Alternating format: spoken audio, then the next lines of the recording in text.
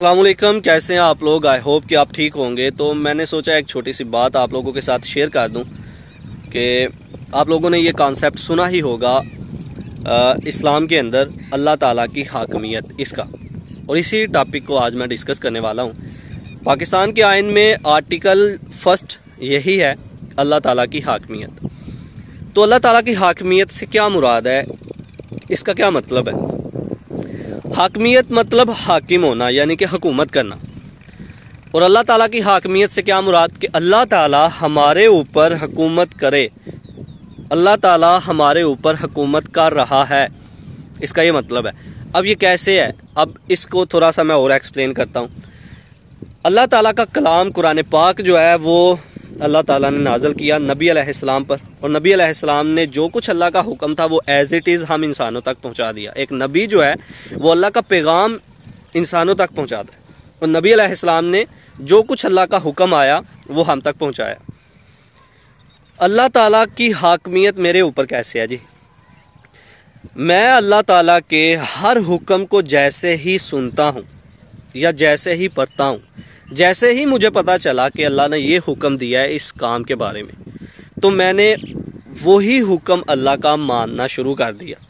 यानी कि अल्लाह ताला ने मुझे हुक्म दिया कि 5 वक्त नमाज अदा करो, मैंने नमाज अदा करना शुरू कर दी।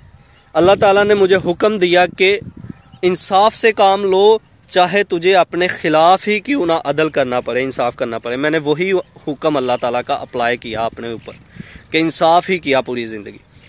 अल्लाह ताला ने हुक्म दिया कि सच बोलो, हर हाल में सच बोलो, मैंने हर हाल में सच बोलना शुरू कर दिया।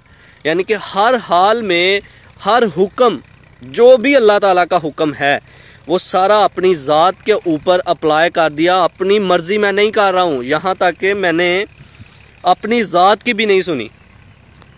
मेरे अंदर मेरा नफ्स मुझे कह रहा है कि अल्लाह का हुक्म आ गया नमाज़ पढ़ो, मेरा नफ्स कहता है रहने दे, अभी बाद में पढ़ लेना। मैंने अल्लाह के हुक्म की मानी, अपने नफ्स की नहीं मानी। इसका मतलब मेरा हाकिम कौन बना हुआ है, अल्लाह बना हुआ। तो अल्लाह ताला की हाकमियत ये है कि जब अल्लाह के हुक्म को ही सिर्फ हम मानेंगे और किसी के हुक्म को नहीं मानेंगे, इसको कहते हैं अल्लाह ताला की हाकमियत। अब अल्लाह के हुक्म क्या हैं, कुरान पाक टोटल जितना भी है ये सारा अल्लाह का हुक्म है।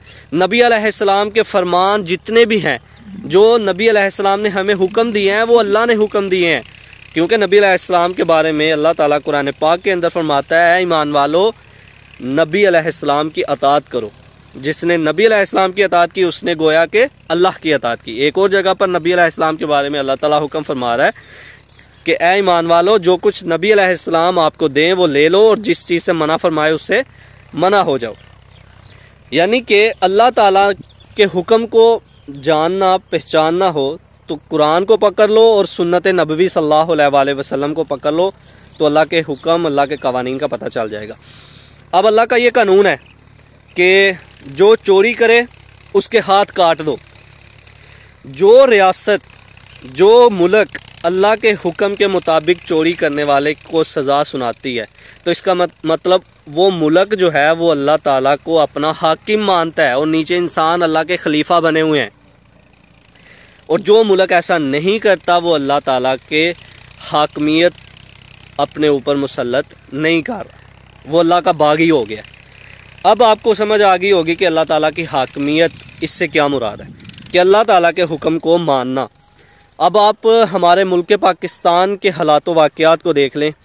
हमारा मुल्क जो है इसमें कोई अल्लाह ताला की हाकमियत कायम नहीं की गई। हमारे हुक्मरान जितने भी हैं, मैं अल्लाह ताला से दुआ करता हूँ कि ये सब जो हैं अल्लाह ताला इनको हदायत दे, ये अल्लाह ताला के हुक्म को अपनी रियासत पर अप्लाई करने की कोशिश करें ज़्यादा से ज़्यादा, और उससे ज़र्रा बराबर भी पीछे ना हटें।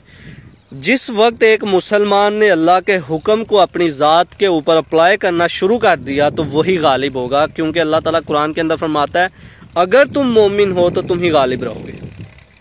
यानी कि एक शख्स जो है अगर अल्लाह के हुक्म के मुताबिक ही ज़िंदगी गुजारेगा तो वो दूसरों पर हमेशा गालिब आएगा, ये गारंटेड बात है।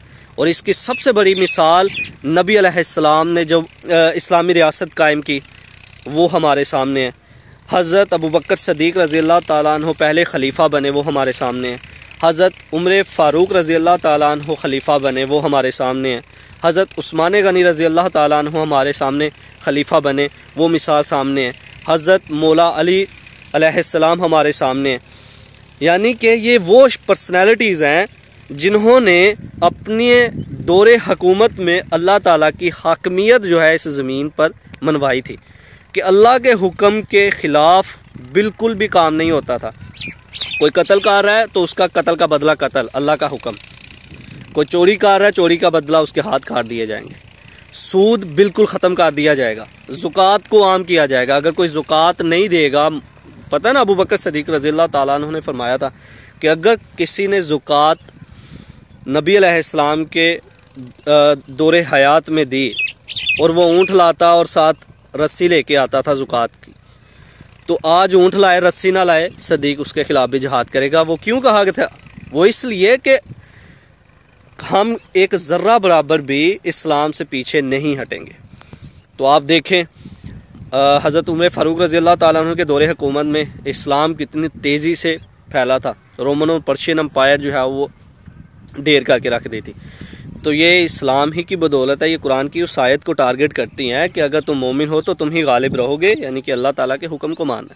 आज ये यहूदी एजेंडे जितने भी हैं, ये सारे मतलब अपने अपने कवानीन लोगों ने बना के तो हमारे ऊपर मुसल्लत कर रहे हैं। हम मुसलमानों को चाहिए कि इनके कवानीन को फॉलो ना करें, सिर्फ कुरान और हदीस को, कुरान और सुन्नत को फॉलो करें। तो आई होप वीडियो में पता चल गया होगा कि अल्लाह ताला की हाकमियत किसको कहते हैं। वीडियो अच्छी लगी हो तो शेयर करें। अल्लाह हाफिज़।